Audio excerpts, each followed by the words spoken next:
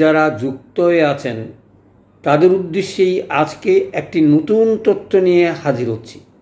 অর্থাৎ আমার কোনো প্রিয় ছাত্র অথবা ডাক্তার প্রশ্ন করেছেন, আকমল হোসেন, অটো ইমিউনিটিটা কী এবং সেটা কিভাবে কাজ করে, অটো ইমিউন ডিসঅর্ডারটা কী।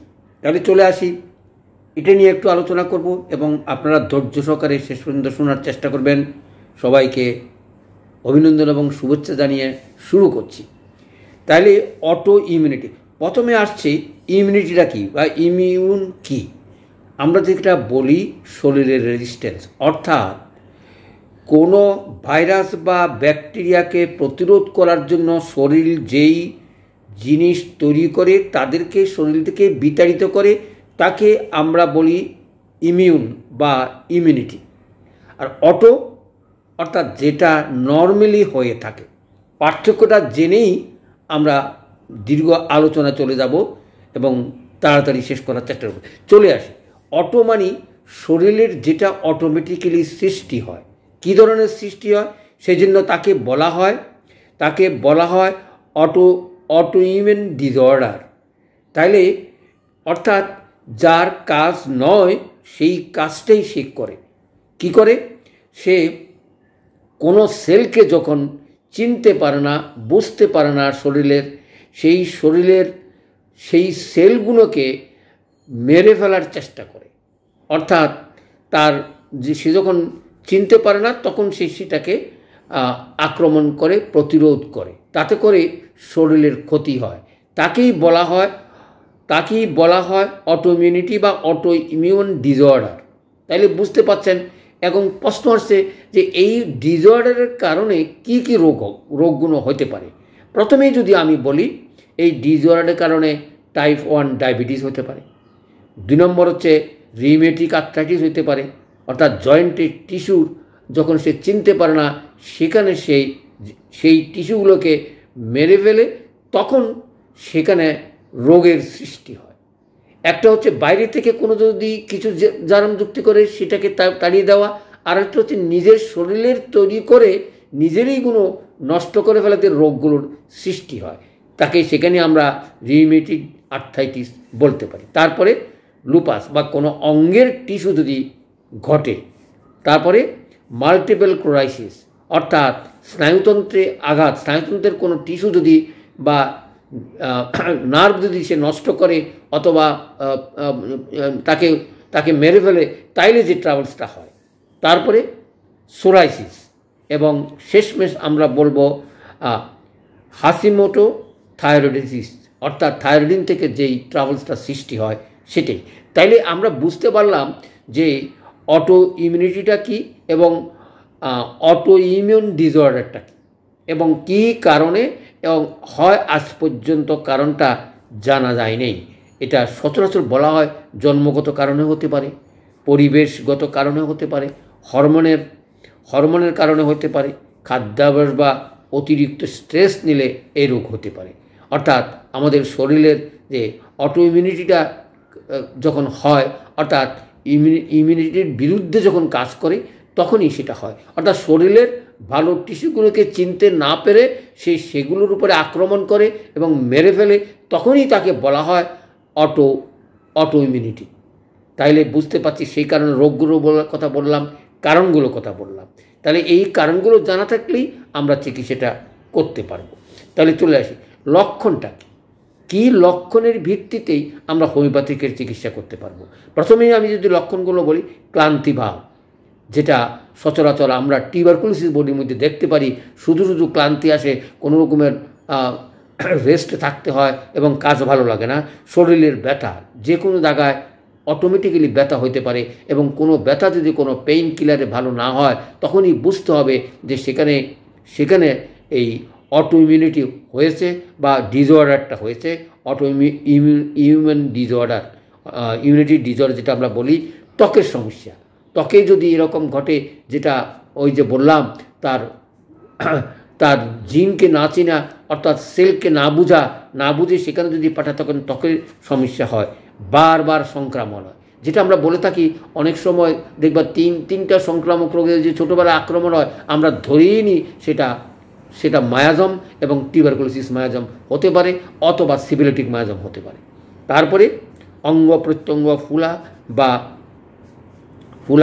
অঙ্গ প্রত্যঙ্গ ফুলে যাওয়া। তাহলে এই লক্ষণগুলো থাকলেই আমরা বুঝতে পারবো যে এটা অটো ইমিউনিটি আক্রমণ করেছে অথবা অটো ইমিউনিটি হয়েছে তার, এবং সেই কারণেই এই রোগগুলো হয়েছে। তাহলে ওষুধটা কী হবে এবং ওষুধের ভাগটা কীরকম করব? লক্ষণগুলো পাইলাম, চিকিৎসা আমরা কীভাবে করব? প্রথম প্রশ্ন হচ্ছে যে চিকিৎসা করতে গেলেই সাপ্রেসিভ ড্রাগগুলো দেওয়া হয়, অর্থাৎ যেই ড্রাগটা সেই রোগের প্রতিরোধটা কমিয়ে দেয়, তাতে করে তখন সে অর্থাৎ যেটা ইমিউনিটি বাড়ার জন্য দেওয়া হয় সেটা যেন আর দেওয়া না হয়, কারণ ইমিউনিটি যদি বাড়ে তাহলে সেই অটোটা তার বেড়ে যেতে পারে। তাহলে কী পেলাম? খাদ্যাভ্যাস, অর্থাৎ কোন কোন জিনিস খেলে এগুলো ঘটে সেটা থেকে আমাকে পরিবর্তন করার প্রয়োজনীয় পড়ে। আর চিকিৎসার কথা তো আমরা আসতেছি, কি ওষুধ আমরা প্রয়োগ করতে পারি। আমি তখনই বলছিলাম এই সকল রোগ সচরাচর মায়াজমের ভিত্তি ছাড়া হয় না, কারণ যেহেতু এগুলো ডিএনএর উপরে কাজ করে। তাহলে কি ওষুধ হতে পারে? প্রথমেই আমরা যে সিম্পল ওষুধটার কথা বলি, সেটা অনেক সময় আমরা ন্যাট্রামিউরের কথা বলতে পারি, সালফারের কথা বলতে পারি। সালফারও শরিক মায়াজমের ভিতরে পড়ে, কিন্তু এই ন্যাট্রামিউর, সালফার এবং ক্যালকিরিয়া কার্ব, এই তিনটা ওষুধ আমরা প্রথমে স্টেজে বুঝতে পারি। অর্থাৎ এরকম কেস যদি পড়ে আমরা এই তিনটা ওষুধের কথা চিন্তা করতে পারি। যদি কোনো মানসিক কারণে হয় তাহলে ন্যাট্রামিউর হবে, এবং স্নায়ুতন্ত্রের কারণে যদি হয় বা শরিক মায়াজমের কারণে হয় তাহলে আমরা সালফার দেওয়ার চেষ্টা করব। আর যদি শরীরে টিউবারকুলোসিস বংশগতি থাকে বা সেখানে যদি এই রোগটা হয় তাহলে আমরা ক্যালকেরিয়া কার্বের কথা ভাবতে পারি। আমরা ক্যালকেরিয়া কার্বের লক্ষণগুলো আমাদের জানা আছে, সেইভাবে ওষুধগুলো আমরা প্রয়োগ করার চেষ্টা করব। মায়াজম ছাড়া ক্রনিক ডিজিজ ভালো করা অনেক সময় কঠিন হয়ে পড়ে, আমরা যেটা চিররোগ বলি। তাহলে দ্বিতীয় স্টেজের ওষুধ কি? Arsenic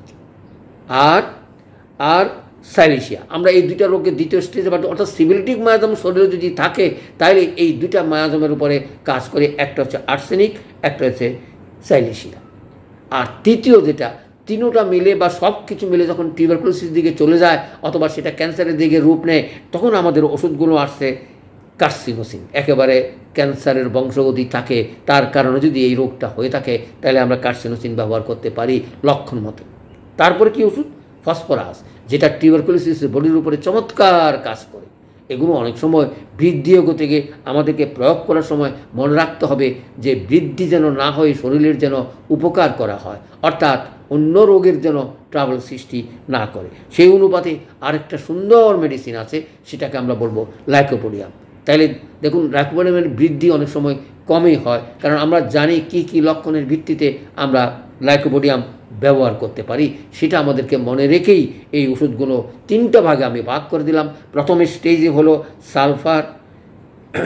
sulphur, ন্যাট্রামিউর, calcarea carb. দ্বিতীয় স্টেজ হলো সাইলেশিয়া এবং আর্সেনিক। তৃতীয় স্টেজ হলো কার্সিনোসিন, ফসফরাস এবং লাইকোপোডিয়াম। তিনোটার গ্রেড আলাদা, তিনোটাই টিউবারকুলোসিস এবং তার পরবর্তী যেটা ক্যান্সার আমরা জানি। তৃতীয় হচ্ছে কীভাবে মাত্রাটা ঠিক করব। দেখুন, আমরা যখন শততম পদ্ধতি করি তাহলে সেখানে 30 মিনিমাম আমরা প্রয়োগ করব, এবং 30তে ভালো না হলে 200-এ যাবো, 200 ভালো হলে 1M যাবো। যদিও তার উপরে অভিজ্ঞতা আমার কম, কিন্তু আমরা অর্থাৎ যারা এলএম পদ্ধতি প্রয়োগ করবেন তারা M1 M2 থেকে শুরু করবেন, অথবা দীর্ঘদিন যদি এই রোগ হয়ে থাকে তাহলে অনেক সময় হয়তো 2-3টা পাওয়ার বাদ দিয়ে 5 থেকেও শুরু করা যায়। সেটা নিজস্ব অভিজ্ঞতার উপরে ভিত্তি করে আপনারা প্রয়োগ করবেন। তাহলে আজকে চলে আসি এই অটো ইমিউনিটি এবং অটো ইমিউনিটি ডিসঅর্ডারটা কী এবং তার ফাংশনটা কী, কীভাবে আমরা ওষুধ নির্বাচন করব। এই আলোচনা থেকে নিশ্চয়ই আপনারা বুঝতে পারছেন। প্রয়োগের বেলা বলবো এলএম পদ্ধতি শুরু করুন, তাহলে জীবনের পরিবর্তন এবং রোগীর জীবনে অনেক শান্তি দিতে পারে বলেন আমার বিশ্বাস। কারণ এখানে কোনো বৃদ্ধি নাই, কোনো ওষুধের উপরে কোনো ওষুধ চলবে না। 2-3টা শক্তি দিয়েই আপনি বুঝতে পারবেন আপনার ওষুধ সিলেকশন হলো কিনা। তাইলে আজকের আলোচনা শেষ করছি। সবাইকে ধন্যবাদ।